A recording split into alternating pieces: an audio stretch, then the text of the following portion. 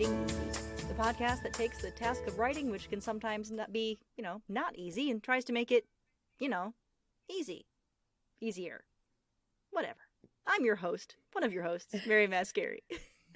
And I'm your other host, Melissa Long.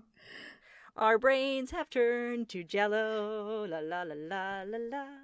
It's only day 3,562 in quarantine. And it's funny because you and I have opposite situations. You're alone. Yes. Right, and I'm with my family.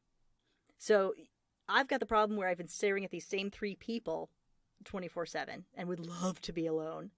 Where you probably are like, I would like to see a human being in person, please. Yeah, very much so.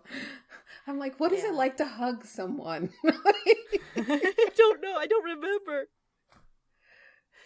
Oh my goodness.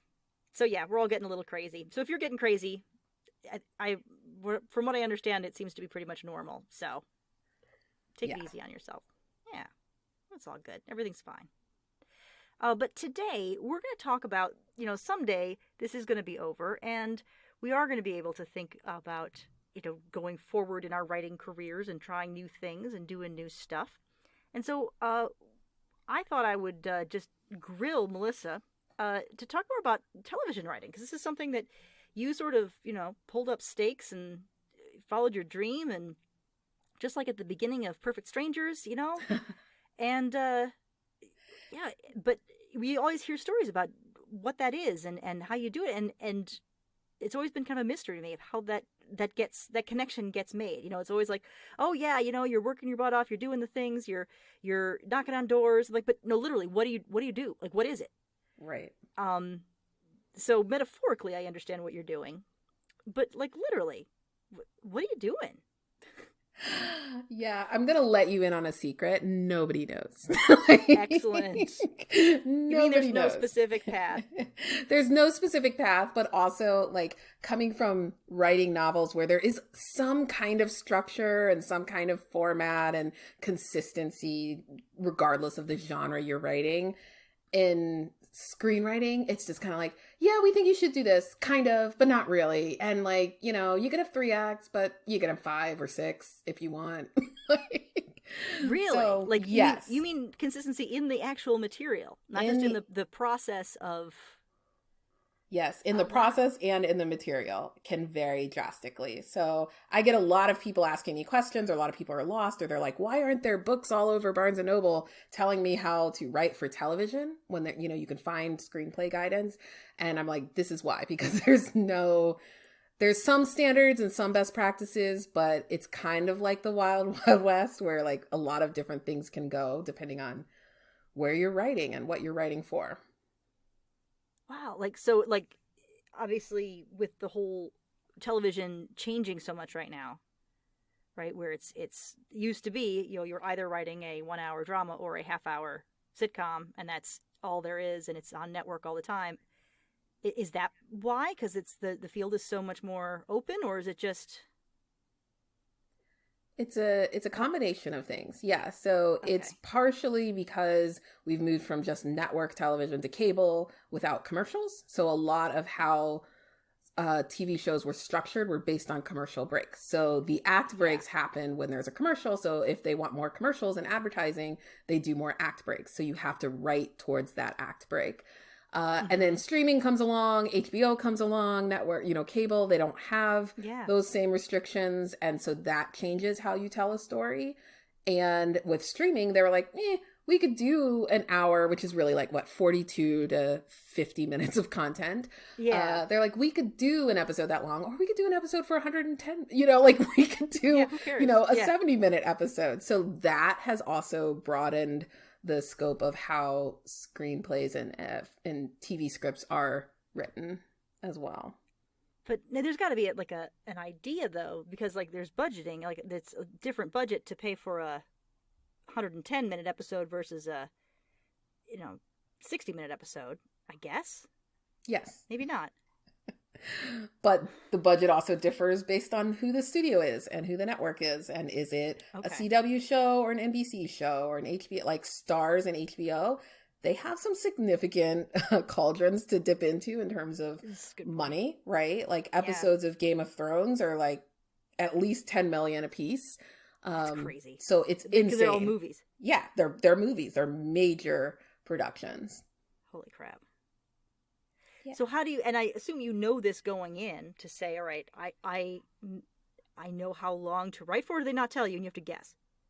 So, well, I tell people to like let go of this idea that I'm writing something for Netflix or I'm writing something for Amazon, so I don't have to play by the general rules. Like, it's best to go in thinking I am going to start learning how to do something that's for a network show like CBS, CW, something like that, that is going to be very structured until you learn how to play in that space, because anything can be taken and adapted once it's sold, or once you, once it's sold and pitched, then that network can say, okay, we're going to give you these parameters, so now you can adapt this to our format. So even though it is kind of Wild West crazy, it's best to really understand the traditional, structure with the C breaks and that's how you say commercial breaks when you're all fancy, by the way. C breaks. I know that. C breaks. C breaks. And that sort of stuff, at least start there, master that first, and then, branch out from there as needed. Yes. So, okay. So now back to your question. How do you learn how to do that? How do you learn how to write in the traditional format? Well, what was helpful for me and what I always send people when they ask me, like, hey, can we chat? Or we have a phone conversation and I tell them a little bit about my process and what I've learned. I have an email of like links of resources that I share with people. And I'm like, this is where you need to start, because it's free and you can do it from anywhere. And you really need to like feel out the water and see, like, is this something I actually enjoy and like, before you start investing money and time or thinking about relocating and changing your life to do this path, because it is very hard and long journey. So yeah, I the first thing that I did was actually podcasts, and there's some really great podcasts out there. The two that I love the most are Scriptnotes, which is John August and Craig Mazin. John August did one of my favorite movies, Go. I love that movie. As well as other things, but that's my favorite movie, so that's why I always mention it. And Craig Mazin did Chernobyl recently on TV, but he's done a ton of movies as well. And they've been in this business for, 2 decades. They've been on the Writers Guild Foundation. They've been doing their podcast for like 8 years. They have like 500 episodes or 450 episodes. So check that out. Go to their website. It's Scriptnotes Podcast. And that is a really great tutorial because they really talk about the business of writing, and they go into the craft. Mm-hmm. They do a 3-page challenge, which is like, you can send in 3 pages, the first 3 pages of your script, and they pick them and talk about them on air. Oh, wow. So it's a great way to get feedback and hear feedback and critiques of other work from professionals who know what to look for. That's really great. So that was a big learning experience for me in listening to those kinds of podcasts. Now, is it better, you said that they're getting copies, they're reading your script. Now, I know, obviously, if I'm a fiction writer, my script is my manuscript, the novel that I am trying to get published. But I can't imagine they're going to make you a showrunner right away. So you're going to be writing for someone else's show. So do you start off by writing scripts for other shows, or do you just come up with something original? Right. So it depends.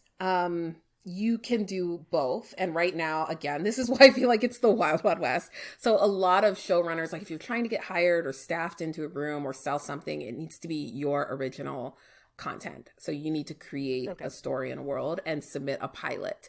But for fellowship programs and certain showrunners, they want to see you do a spec script, which is like a script of somebody else's show, so that they know you know how to mirror a world that is not your own and work within the confines of somebody else's idea or project. So they're looking to see how well you can mimic voice, how well you can understand the nuances of the structure for a particular show. And it's like 70% want original stuff, and then 30 people are like, but I want to see your spec script. Okay. So both really is the answer. Right now, both. Some people are very strategic and they're like, I'm just not going to do Spec Scripts and I'm not going to go for any opportunities that require me to do that because I want to focus on original content. Original content is actually harder because you've got to, like, pilots are harder in general because you're establishing the rules of the world and the premise of the show, and also trying to show like what the an individual episode would look like. So pilots are very hard to do. Yeah, because in a regular TV show, you don't have to establish all that much because people, presumably have seen the episode before, although not necessarily. Like I remember when back in my day, we would just watch the episode that was on, right? Like the whole idea of like a storyline or an arc through the season, totally missed because it would just be, whatever episode happened to be on, and especially if we watched in syndication, whatever. So I guess that's might be one of the things you need to make sure you do is find a way to catch the new viewers up and yet also not bore the regular users. Hi, I'm talking like work now. Viewers, readers, not readers, viewers. Muy. Yeah. Oiche manga. Now I remember the only piece of advice I remember from my very brief foray into screenwriting and TV writing was I was given the advice to copy down an existing script, just like to watch a show and pause it and like transcribe it, just as to kind of let you see what it looks like in that format. Have you ever heard that advice? I've heard that advice, and I've seen it done in two different ways. So one of the things I would say, like, you can go online. There are script libraries now online, lovely internet, and you can get a pilot script and sometimes an episode script like mid-season for different TV shows. So I'll make sure I link that in the resources as well. But not everything's available, but a lot are. So I would say get the script and transcribe that script. Like read the script and then recreate it in Final Draft or in Scrivener or whatever, screenwriting software you have. There's a couple like Writer Duet that's like free and it's online, so you don't have to pay anything to do that. But it allows you to get into the head and the voice of the story, to see the dialogue and what they're including and what they're not including in the description, which is what you miss out on if you're just watching the scene. You're not seeing how they're describing the action. Oh, yeah. So that is actually really helpful to do. And then often I find things out like,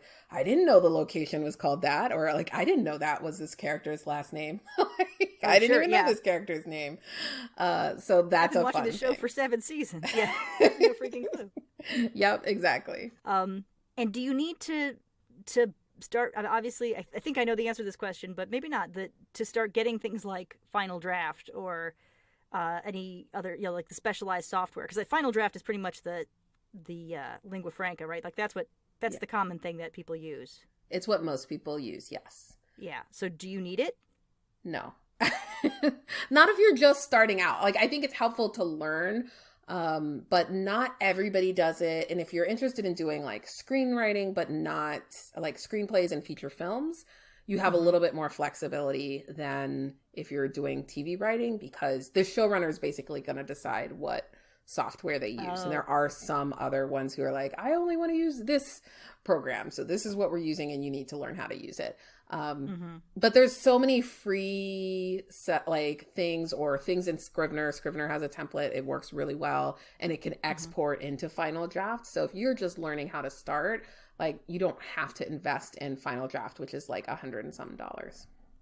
Yeah, whereas Scrivener I think is like $30 or something, right? $40. Yeah, it's much cheaper. And there's Writer Duet, there's Celtx, which both have free and premium things. They also allow you to share and collaborate because they're online based. Oh, nice. So we could work on something together and edit and add comments, and so that is helpful for folks who don't have the money. Let's totally do that. Let's totally write a script together. That would be super fun. Yeah. You're like, no, I still like you. I want to be your friend. It's like. It's like the couples who are say like, yeah, we're going to go into business together. And sometimes you're like, that's a great idea. And sometimes you're like, well, nope, that's the end of your friendship. Right. It's like I know I could never go into business with my husband. He is a fantastic man, great guy. We've been married to him for 22 years. If we went into business together, all 22 of those years be for nothing, and we both know it. Like, there's no way. Yeah. So yeah. Anyway, I got off the topic. Can you believe that? What? All right. So from the craft perspective, it sounds like there's like kind of two halves to it. Like, because there's a technique of writing for TV which is different than writing for anything else. Then there's also the business of like, okay, well, I've written this amazing script. Now I would like someone to pay me to do this. And yeah, I don't even know how I would get started. Do I have to move to LA? Do I have to start meeting with people? Who do I meet with? How do I do this? Yeah. That is where I'm at right now. Yep. And it's a long process. And so I would say, part of it is building a network, and that is almost impossible to do if you're not in New York or LA. There are some communities around, like Atlanta, that has more film production. Chicago has a little bit. Canada has a little bit. But really, a lot of the writers are still based in LA, even if they film shows in other areas of the country. And you just can't get the kind of feedback and build the kind of relationships if you're not in the city, meeting with people and talking to people and all that. And even though we're remote right now, like, people are still doing events, and they're still like, yeah, there's some writers' rooms that are virtual, but they are thinking that that's not going to last. And then, like, as soon as they allow them to come back together, they're going to do so, at least for a portion of time, and then maybe break apart when they're actually writing the scripts. Because the way that a television show is written is you come to a room, you break a whole season together collaboratively, and then you're assigned an episode. And then one person goes and starts to write that episode and gets feedback from the executive producers or the showrunners on fine-tuning that to air. And that's how you're sure that everyone's going to be, like, in sync with everything, so that you don't undo something and then, okay. And now, do you have to be really quick? That's the thing that would freak me out, is the time. Imagine there's, like, you've got a hard deadline, you got to turn this thing around, you got to write really fast, right? Yes. You have to be able to write within, anywhere from 5 days to 3 weeks can be your lead time. And it depends on, again, if it's a network show versus streaming and how they're doing it. A lot of streaming shows will, like, write everything all up front, and then they'll end. So, like, you're only contracted for 7 weeks or 5 weeks or whatnot for that show. Yeah. And then others will continue to write throughout the year, like something like Grey's Anatomy with 20 some episodes a season is obviously going on a lot longer, and they don't break the whole season all at once. Oh, okay. But yeah, you got to turn this thing around. You got to turn it around. Got episode 7. Let's go. The train is moving. Like, obviously, they're going. And is it like, I'm always gonna be, like, scared that people are gonna be mean. Like, it's all very backstabby and mean. Have you found that, or have you found people to be, nice? I've found people to be nice. I've found people to be just as nice. Like, I don't see any difference between film and television and the publishing industry, where, like, you run into writers and most of us are nice, decent people, and we want to help each other. And, we're all introverts and secretly, like, beating ourselves up over our inability to write. and then there's a few, like, people who have, like, really strong personalities, or who don't like to listen to feedback, or very assertive and loud and aggressive. And so, like, you're going to run across those people, but it's not as, like, vapid, I think, that as a lot of people would assume, especially in writing. Now, like, that may be different for, like, modeling or music or acting, but from what I've found with writers is that's less. We're all just weirdos. Yeah. We're just happy someone's talking to us. Exactly. And there's a different, like, the hard thing, though, is that each room has its own dynamic. So there are definitely shows where I was like, oh, I'd really love to write on that show. I'm such a fan. And then I meet some of the writers and I'm like, ooh, I would not click in that room. Like, that room would be really stressful for me because of their personalities and because of the way, and they're not just their hours, but, like, the way in which they work, their working styles and the culture of the room. So that does play a part in how people get hired. It's not just, can you write a script? It's, do you have a connection? Like, do people want to spend 10 or 12 hours with you every day in a room? And do you feel vulnerable enough to talk about your life in a way that they can use it for the stories and the characters? Yeah, I guess you're right, because you are sharing your ideas and stuff, and you can't be all scared. Wow. I am both enbravened. I can't come up with a word. Again, Jello brain. Excited about this. Like, I think that'd be really cool, and also totally terrified. Now, I'm not moving to LA, so this isn't a completely unrealistic thing. It's not happening, but it's interesting. I think it'd be fun to be like, I might just try a script just as a creative exercise, just for fun, and just let it sit in the drawer with everything else. Yeah, I encourage people to do that. Like, if you're just like bored, or you're like, oh, I just want to try and learn something, it stimulates different parts of your mind, like, versus like, I've done this task over and over and over again. So like, you might find some insights. I started with like trying to adapt one of my own stories. I found that that's a lot of pressure. So I would say just play with something new. Don't do something you're attached to. Okay. Or like, again, if you're not trying to make a career out of it, think about how you would adapt your favorite novel. Like, how would you do that? And just play with that, because you don't have to create the world, but you can learn the structure and just get a feel for something fun and new. And do you find that creatively you've learned other things, like that if you were to go back to writing prose, back to writing fiction, you think you'd be stronger at because you played in this world? Probably not. Okay. Fair enough.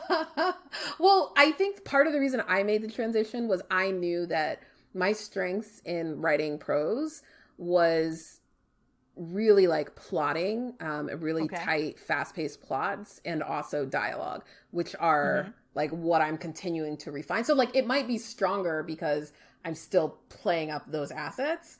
But I think I always struggled with description, and that has gotten worse in writing. Well, because you never need to do that.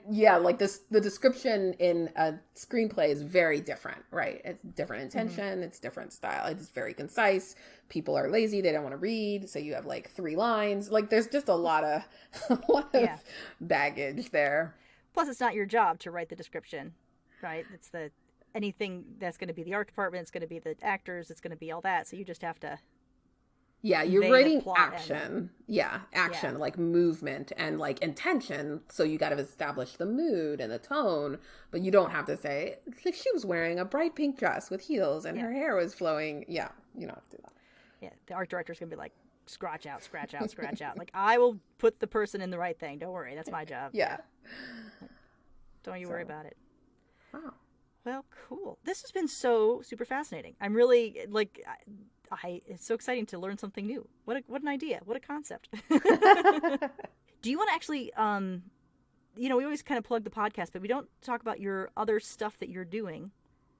And, since you've been talking about your screenwriting and stuff like that, I know you've got some other things going on, and we never talk about it. Do you want to talk about some of the other things you have? I have so much stuff going on. Yeah.